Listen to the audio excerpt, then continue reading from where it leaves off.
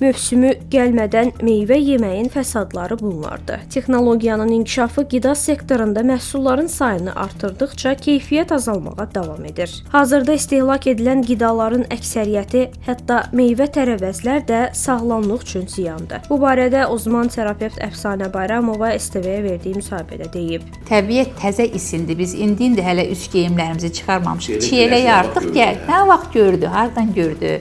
İstixanaların məhsuludur. Üstəlik də kimyəvi maddələrin istifadəsindən yetişir.